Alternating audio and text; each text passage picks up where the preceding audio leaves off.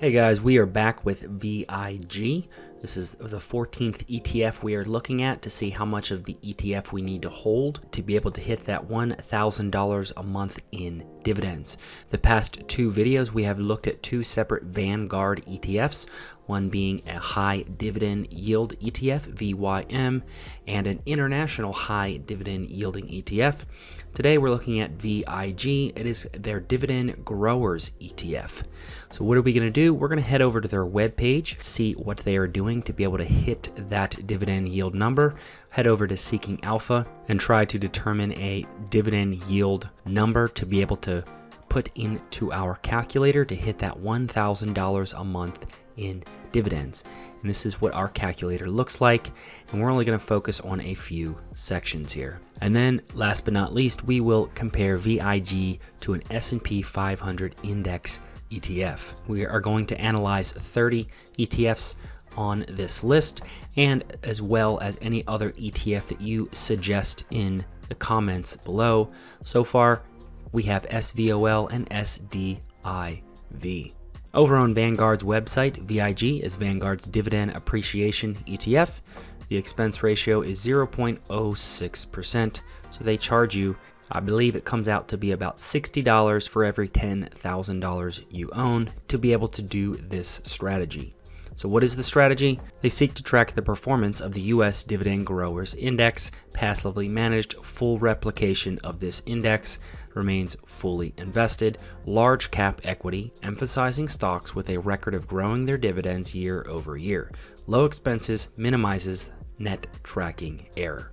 Over on Robinhood, let's take a peek of what is inside this ETF. So most of the ETF is held in the financial services sector, technology, and healthcare. And the top holding only accounts for about 4.16% of the total fund, with the top 5 holdings being United Health, Microsoft, Johnson & Johnson, JP Morgan, and Visa.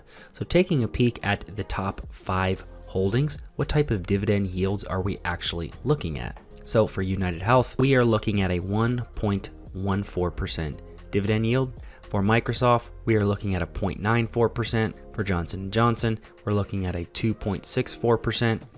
For JP Morgan, we're looking at a 3.36%. And for Visa, we are looking at a 0.73% dividend yield. So anywhere from about a half all the way up to 3.36 there for JP Morgan and Chase. So not as high as VYM or VYMI. So let's head over to Seeking Alpha and take a look at what the overall ETF 12-month trailing yield number is. And it ends up being 1.88%. So less than VYM, which was around 3%, and less than VYMI, which we came to be about 4.5%. Let's take a look at the history of the payouts. So over the 5-year history, you can see that it is trending upward and to the right. Taking a look at the max dividend payout history, again, as the fund states, it is the dividend appreciation or growers index. So it has continued to live up to its promises of continuing to pay a higher dividend overall over a 12-month trailing period. So let's come to a solid number that we would feel comfortable in putting into our calculator. So you can see that the yield has fluctuated anywhere from about 2% with a high of about 2.4% all the way down to about a 1.5%, which is closer to an S&P 500 index fund yielding numbers. So to be safe, I would say about a 1.75, very close to that 1.88% 12-month trailing yield number. So let's choose 1.75 for our calculation. And over into our calculator, we type in VIG. We're not going to look at the whole calculator. We're just going to use a few pieces of the calculator. We're going to type in the dividend yielding number, the expense ratio, and then if you'd like to, you can download this calculator and play around with the growth and contribution numbers, find out a portfolio value, what type of incomes you could expect to receive, long-term for portfolio 1 and long-term for portfolio 2 over the course of 40 years. But we're looking at this box right here. So for VIG, you would need to have $685,000 to hit $1,000 a month. and close to $3.5 million to hit $5,000 a month.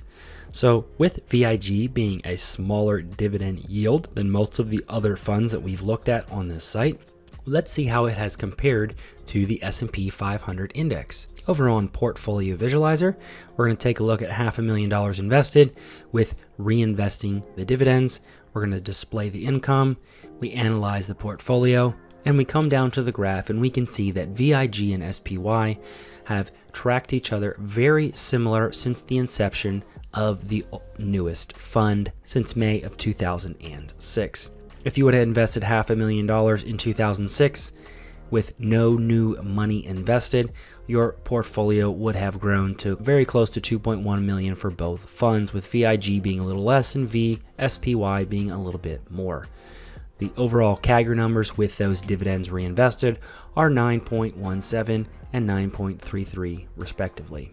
Taking out the dividends, and let's say you were to just pay yourself the dividend yield and not reinvest them, this is what you would be looking at. SPY still outperforms with $500,000 invested over the course of 14 years. $500,000 would turn into 1.5 for both funds, with VIG coming in slightly less than $1.5 million at 6.99% growth per year, and SPY at 7.21% growth per year. Coming down to the portfolio income, with that 1.88% 12-month trailing yield number, it looks like VIG has almost every year outperformed the S&P 500 in dividend payouts. So that is it for VIG. Let me know what you thought of this video and if there's another ETF you want to see analyzed in this way. And if you want access to the calculator, it's available over on Patreon. And with that, thanks for watching.